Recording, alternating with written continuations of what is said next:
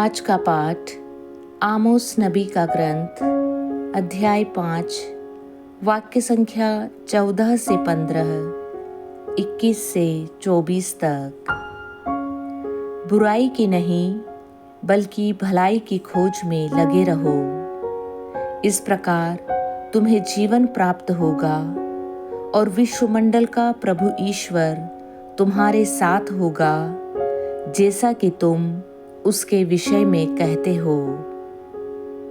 बुराई से बैर करो, भलाई से प्रेम रखो और अदालत में न्याय बनाए रखो।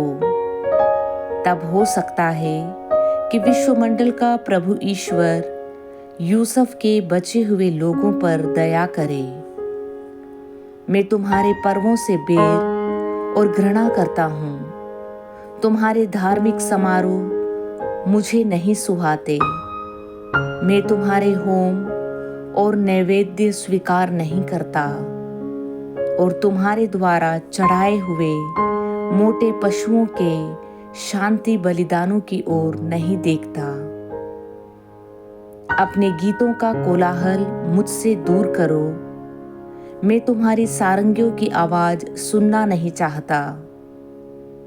न्याय नदी की तरह बहता रहे और धार्मिकता कभी न सूखने वाली धारा की तरह। आज का सुसमाचार संत मत्ती अध्याय 8 वाक्य संख्या 28 से 34 तक।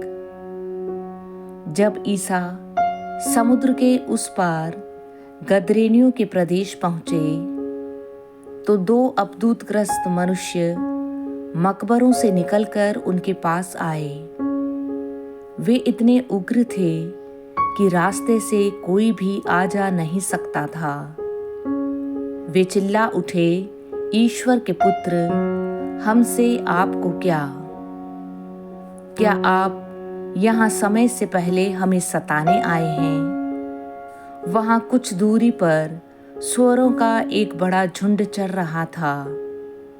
अबदूत यह कहते हुए अनुनय विनय करते रहे, यदि आप हमको निकाल ही रहे हैं तो हमें सूअरों के झुंड में भेज दीजिए। ईसा ने उनसे कहा, जाओ।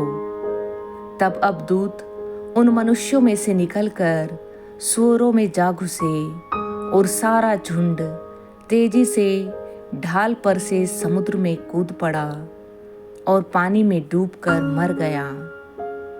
सूअर चराने वाले भाग गए और जाकर पूरा समाचार और अबदूतग्रस्तों के साथ जो कुछ हुआ यह सब उन्होंने नगर में सुनाया। इस पर सारा नगर ईसा से मिलने निकला और उन्हें देखकर लोगों ने निवेदन किया कि वह उनके प्रदेश से चले जाएं।